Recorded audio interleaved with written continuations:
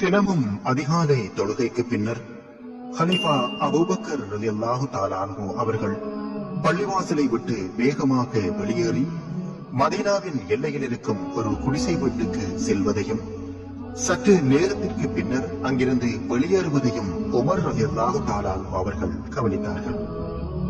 ஹலிஃபா Abu Bakr ரலியல்லாஹு தஆலா அன்ஹு அவர்கள் என்னென்ன நல்ல காரியங்கள் செய்கிறார் என்பது பெரும்பாலும் உமர் ரலியல்லாஹு தஆலா அன்ஹு அவர்களுக்கு தெரியும். ஆயினும் இந்த விஷயம் மட்டும் அவர்களுக்கு தெரியவே இல்லை. நாட்கள் நகர்கின்றன. ஹலிஃபா அபூபக்கர் ரலியல்லாஹு தஆலா அன்ஹு அவர்களோ தொடர்ந்து அந்த குடிசை வீட்டுக்கு சென்று கொண்டே இருந்தார்கள். அங்கு சென்று அவர்கள் என்ன செய்வார் என்பதும் உமர் ரலியல்லாஹு தஆலா அன்ஹு அவர்களுக்கு தெரியாமலே இருந்தது.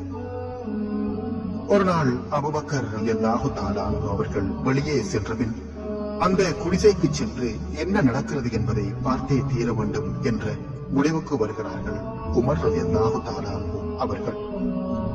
அதே போன்று அபூபக்கர் ரலியல்லாஹு தஆலா அன்ஹு அவர்கள் அந்த குடிசையை விட்டு வெளியேறியதும் குடிசைக்குள் நுழைகின்றார்கள் உமர் ரலியல்லாஹு தஆலா அன்ஹு அவர்கள்.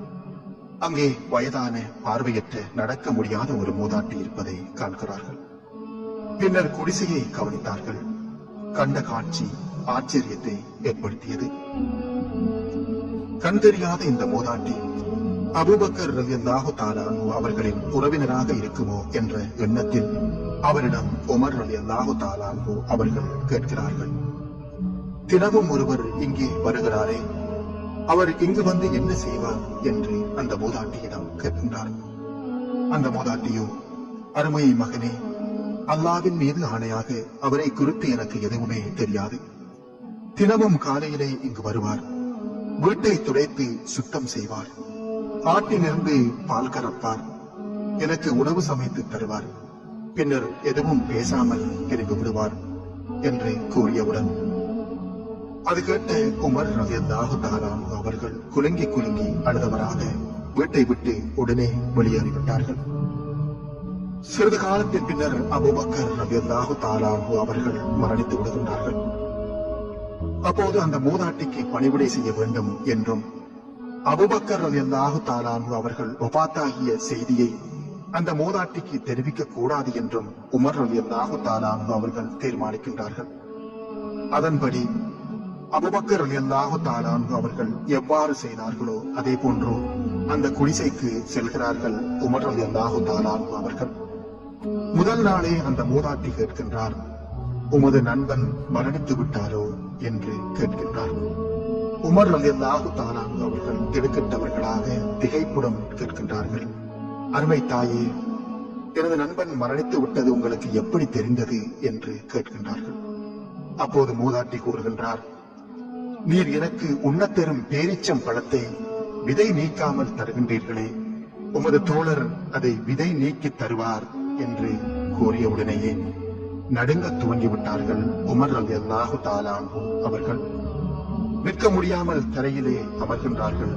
கண்களிலிருந்து கண்ணீர் வழிந்தோடுகிறது. அப்போதுதான் அந்த புகழ்பெற்ற வாசகத்தை கூறுகின்றார் உமர் ரலியல்லாஹு தஆலா அன்ஹு அவர்கள்.